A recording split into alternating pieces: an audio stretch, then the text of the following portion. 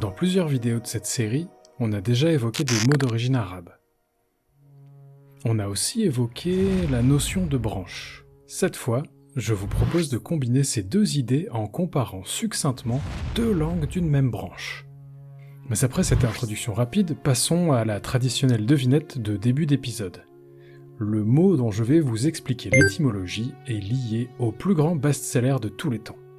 Il évoque un temps passé, fini pour de bon, et une sorte de jardin. Vous êtes sur une piste ? Allez, j'abrège vos souffrances. La réponse, c'est Éden. Alors je devrais commencer par dire que Éden peut avoir deux origines. Soit c'est à la fois un prénom et un nom de lieu, et dans ce cas-là, notre mot est d'origine germanique, soit c'est un autre prénom, mais qui s'écrit pareil, et le nom du jardin d'Adam et Ève. Et dans ce cas-là, le mot Éden vient de l'hébreu. Alors vous me direz, mais c'est quoi le rapport entre une branche et l'hébreu ? Comment ça, la linguistique c'est pas branché ? Mais sans linguistique, pas sûr que vous auriez pu comprendre ce petit jeu de mots. En tout cas, en se basant sur des ressemblances, les linguistes ont réuni toutes les langues connues en famille.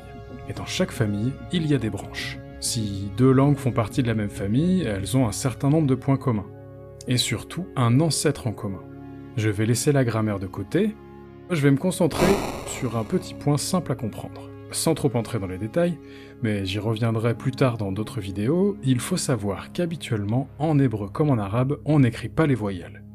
Si ça vous intéresse, vous pouvez continuer vos recherches en vous occupant de la notion de racine trilitère. J'ai sélectionné pour vous quelques mots qui veulent dire la même chose, et dont la prononciation, approximative car je ne parle aucune des deux langues, est selon mes sources très proche. On commence par le commencement, et comme vous vous trouvez dans une roue alphabétique, je trouve juste de réserver l'honneur d'ouvrir le bal à la première lettre de l'alphabet. Aleph et Alif, ça ne vous rappelle pas Alpha par hasard ? Alpha, c'est la première lettre de l'alphabet grec qui nous a justement donné le mot alphabet.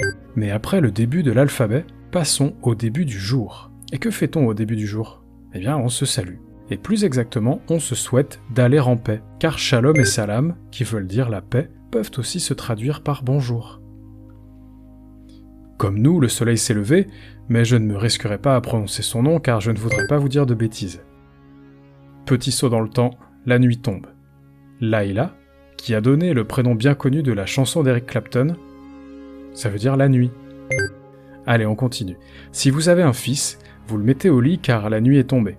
Fils, en arabe ça se dit ibn, et en hébreu ça se dit ben. Oui, comme dans Benjamin, le mot qui désigne le dernier-né d'une fratrie. Et peut-être que par un hasard incroyable, votre fils s'appelle Moïse, ou Moussa pour la version arabophone.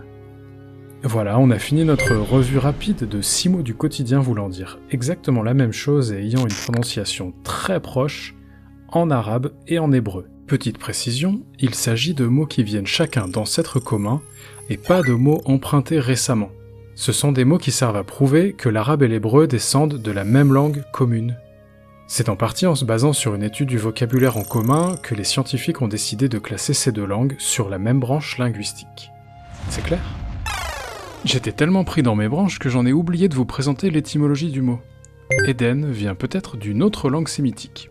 En tout cas, certains prétendent qu'à l'origine, Éden désignait un type de lieu, une plaine ou une steppe, en bref, un endroit bien irrigué où poussent des fruits. Vous faites le lien ?